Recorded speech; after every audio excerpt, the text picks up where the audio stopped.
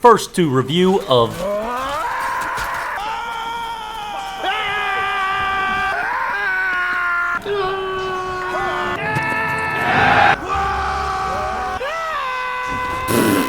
I play a couple hours, so you don't have to. Chivalry 2. It's one of the free monthly PlayStation games for May. And of the three that are available, this is easily my favorite of the group. It's a game that has its fair share of issues, but it was made with such joy and silliness behind it that it's easy to overlook some of these flaws as they almost add to the flavor of the game. Because at its core, it's a medieval style combat battle game with the option of playing in first or third person, but because it doesn't take itself too seriously, it allows you to get through some of these brutal scenarios that could naturally be frustrating in a competitive landscape. Oh my god! With a little bit more of a lighthearted mentality because of how ridiculous everything is that's going on. And it helps to keep things casual in a game where you're gonna get Gooba's got, but you'll also get gotta goo. Oh my god! And this goofy tone is established immediately through the tutorial, which is expertly narrated.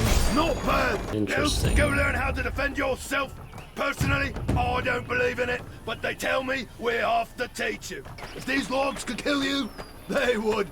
They would. It is pretty lengthy, but the combat system is rather complex, so it is important that they set up kind of the rules and principles that shape the entire way of how the game is supposed to work. Since this can be a little confusing and the overall text descriptions aren't always the greatest, some more consistent reminders for new players would be really helpful. And even more specifically, ones that are relevant, because I felt like I was mostly getting tips about like, oh, fully charge your arrows for max damage when I don't even have a bow. Fundamentally though, this game's a fantastic experience because the plotizers were willing to embrace things that are just dumb fun. They've got the pinnacle gaming mechanic of letting you fuck around with dead bodies and do just crazy shit with it. If GTA has taught us anything, supporting the sadistic is how you get in with the gamers. Yes. Yes. Oh my god, his arm! His leg! Ah! This game rules. Come on.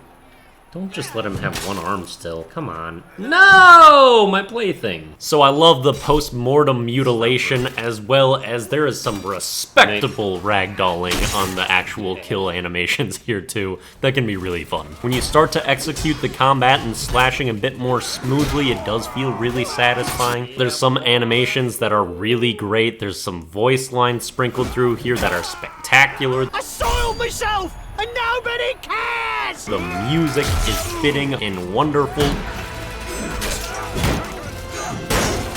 And the overall feel of this game, once you're in a lobby full of other players, is captivating communal chaos. With such close quarters combat, it feels pretty personal when you're going to save a teammate or flank behind. And this paired with the dynamic maps that have good variety and keep things interesting and thematically fresh, it's got a lot going for it. Oh my god, he picked up a pig! Which is great, because it's got a lot wrong with it too. For a game that says role-playing is important and you feel disconnected with people, it seems like game and proximity chat would have been a seamless fit and would contribute to so much hilarity if present. The flow and how actions are actually triggered is a bit bizarre. The game kind of necessitates that you are inputting your next attack before the animation of your initial one is really even finished. The transition between games is something that's very awkward and it auto-launches you into the next game without giving you a fair break between those. There's this legendary intro line. When we are finished dismembering every one of those treasonous rebels,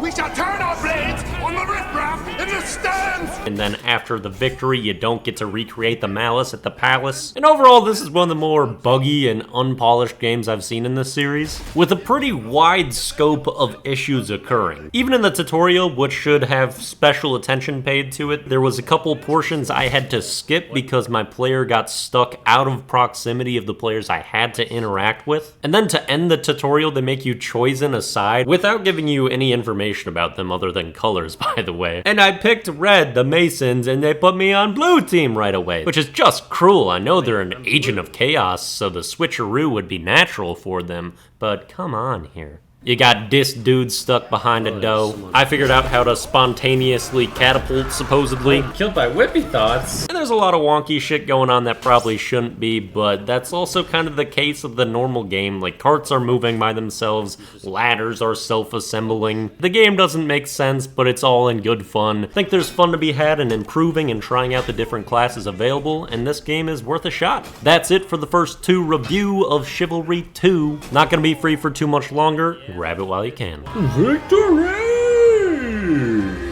Behold my girth!